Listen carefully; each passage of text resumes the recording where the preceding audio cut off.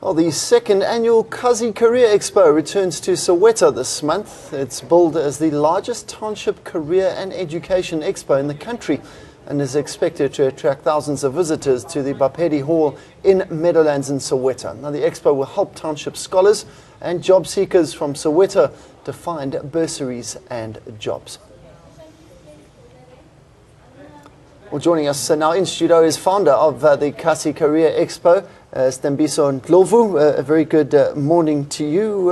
It's rather Frans, is that right? Frans Mashao, thanks very much for joining us this morning. Tell us a little bit about this. You've got youngsters who are wanting to come and look for jobs. Tell us a little bit about it. Certainly. So, I mean, a lot of our kids in the townships, particularly across the country, those who go to Quintile 1, 2, and 3 schools, are at a disadvantage when it comes to gaining access to the job market, but are also at a disadvantage when it comes to being able to get their hands on learnerships, on bursaries, on internship opportunities within the private sector and within the government institutions. So, I mean, as a young student who grew up in Mleji, in Polokwane, who grew up in Tembisa and then later went to a multiracial school, I had an opportunity to actually get access to a bursary in my second year of schooling, and I was struggling, being unable to pay, for school fees and all of that. And then 4 years later into business, one decided, you know what, it's about time we create a platform that can be able to assist the young kids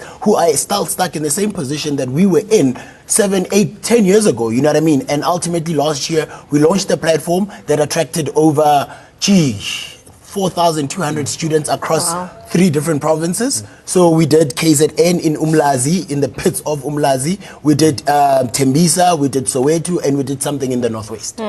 Frans, you've touched on it a little bit, but talk to me about where the idea sort of started and why you feel so passionate and why you think it's so important for platforms like this. Well, it started basically from a need that I had when I was in high school. Firstly, when I was in school, I didn't have access to opportunities such as these. And particularly when I was still in a township school, there wasn't a lot of career guidance and being shown whatever other opportunities are there from the traditional norms of mom is a nurse, auntie is a doctor, or mom is a teacher and so forth. So when I was in my first year of university and struggling to pay for fees while I was working at the same time, I actually attended an open day at a university, literally went there with my school marks, put my name on a piece of paper, dropped it in a hat, and for the sake of being a good A student at the time, I managed to get myself a bursary, and being in business and realizing that we're actually trading with clients from a communications point of view that actually have access to these opportunities, but they're not marketing them to the relevant, target market. They take these things to Sandton, but a child who lives in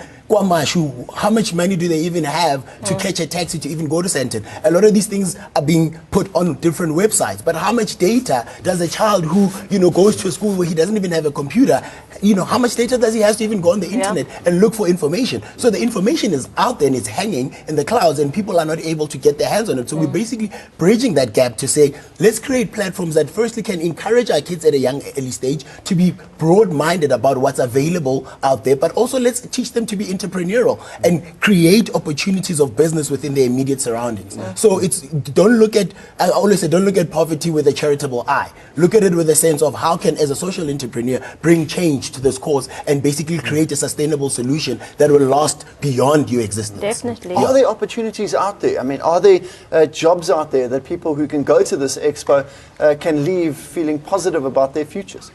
Certainly, there's plenty of jobs. So I mean, in the job market, a lot of the times when we employ people, we always look at what skills do you have. And one analogy I was making the other day is, in the world of technology, nobody wants to hire anyone who cannot perform better than an app. So you need to be able to skill yourself up enough to be able to be employable. So the thing with the young students these days and young kids is that they firstly a bit lazy when in terms of going out and physically being aggressive in the job market and say, allow me to take up a seat in your company and I'll be able to show what I can do. And The opportunities are out there. When we last year alone, when we approached one of the companies, Rotec and Roshcon, they said to us, listen, we have 500 different internships that we need to actually dish out there, and we really don't have an aggressive strategy to go out into the township because it's going to cost them a heck of a lot of money. So instantly they jumped on board and said, assist us in being able to take these things into the hands of the people. So the job opportunities and the bursaries really are out there. Frans, talk to us about the actual expo itself. I mean, who can attend? How do people attend? And once you get there, what can you expect? So the expo is a free expo for all learners across the country. At this stage, we're doing Soweto, we're doing Rustenburg, and we're doing Umlazi. When you get to the expo, firstly, you're welcomed by a friendly staff, young individuals who are not intimidating, who speak the same language as you. They're just more exposed to other opportunities. And we then have different FET colleges. We've got different universities. But also what we're always advocating is that we keep on saying kids need to go to school and they need to go to university, but we don't have the output strategy of saying, what do they do post that? What are they gearing up to do post, not being able to take their matric certificate and go into the job market? So you get access to the different opportunities of saying, should you not be an individual who actually wants to further education at university, what other opportunities are available immediately after matric? So what institutions are there? So we bring, different funders on the table who can be able to assist you also with funding. We bring different innovators and we say to them, how can you teach this young person to take the skills and turn it into a business? Because we're very entrepreneurial. And then we then have different institutions then obviously that bring your different bursaries. We've got your ESCOMs, we've got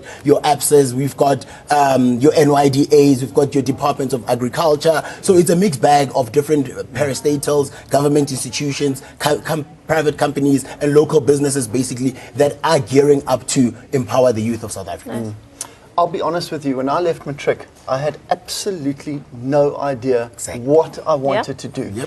I hacked around for a year trying to decide what I wanted to do. What would your message be to, is your target market the matriculants leaving school, possibly not knowing what they wanted to do, possibly not knowing what opportunities are out there? I mean, is that your target market? So at the main, yes, the matrics would be the first point of contact, but we're looking at from grade 9, 10, 11, and 12 to basically say to these kids also, don't look at it for a bursary opportunity only when you get to matric, because by then it's your marks that actually get you the bursary, not how much you hustle. So from grade 9, we encourage them to say, in the next few years, the very same institution that you are seeing today face to face will still be available to give you the opportunity. So understand at an early stage what it's going to take for you to get into a particular organization for them to fund you. So we look at grade 9, 10, 11, and 12. We look at unemployed youth within the townships. We look at FET graduates and university graduates, and we then bus these students from the different institutions into the expo so that we're not inundated with like a whole lot of individuals that are basically just there to loiter around and waste time.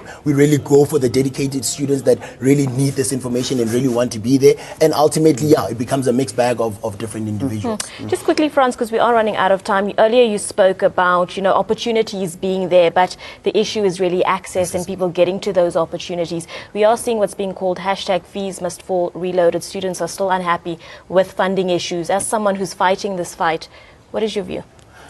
My view regarding the fees must fall issue is that I think it's a tough one, eh? I was very indifferent regarding the whole issue, but I think government can obviously do more regarding the fact of giving students accessibility to what the private sector has to offer. So I think it's just a matter of both parties, private and government, sitting on one table and finding common ground.